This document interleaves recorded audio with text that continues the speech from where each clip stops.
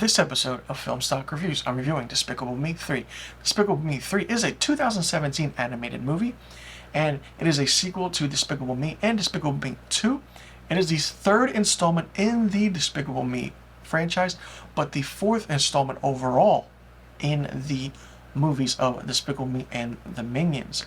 I had a good time watching this, but I felt like the writers didn't know where to go or what to do with this.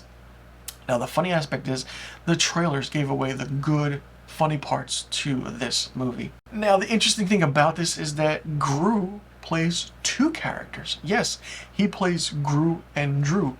Drew is his long-lost twin brother. He finds his twin brother in order to defeat a new enemy named Balthazar Brat, voiced by Trey Parker, who is a former child actor obsessed with the 1980s.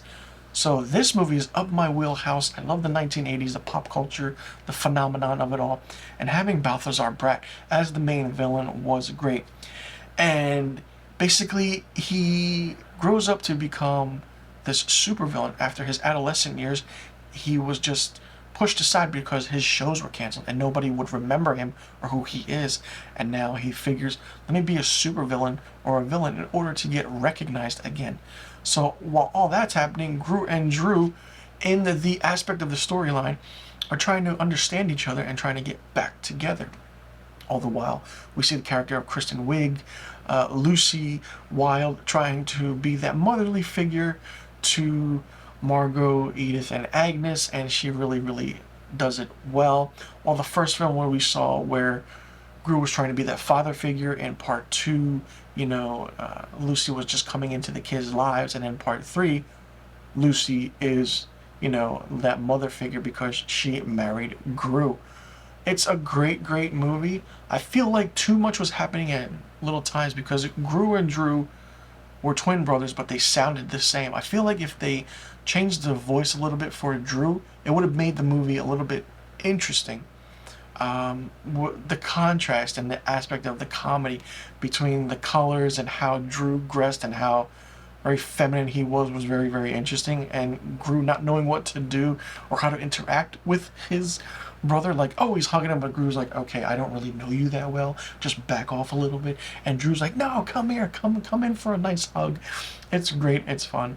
The Minions, once again, are a showcase in this, but they're not front and center like they were in the first two films or even in their own movie.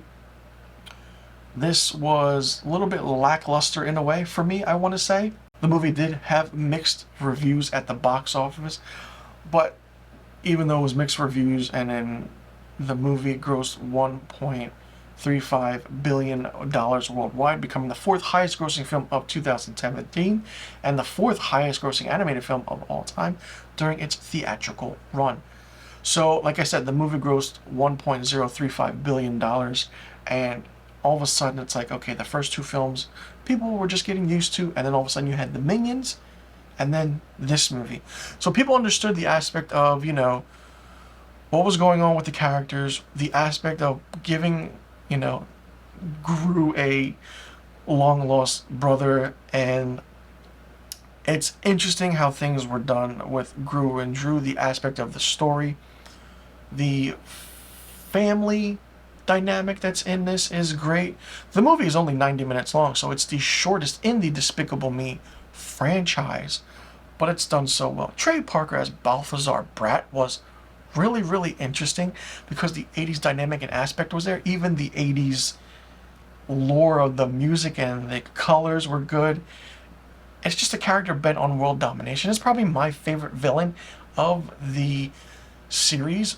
A close second is Vector, but Trey Parker really hit it out of the ballpark as Balthazar, because if you're a fan of the 80s like myself and you see this movie, you're just like, wow, you're rooting for Balthazar and you're not rooting for Gru or Drew.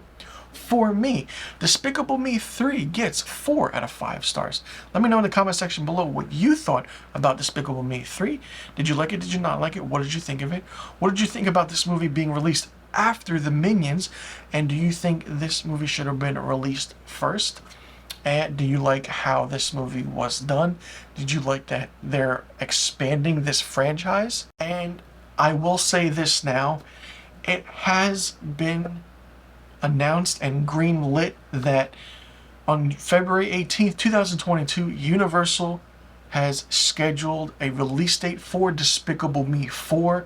That release date is July 3rd, 2024. So we are getting a fourth Despicable Me movie. Let me know what you thought about Despicable Me 3. Did you like the character of the 80s villain Balthazar Brat? Did you think Trey Parker did a good job in this role? Do you think the aspect of Drew and Gru were too much for this movie? Do you think someone else should have voiced Drew? Let me know in the comment section below about the questions I just asked. Let me know what rating you would give Despicable Me 3.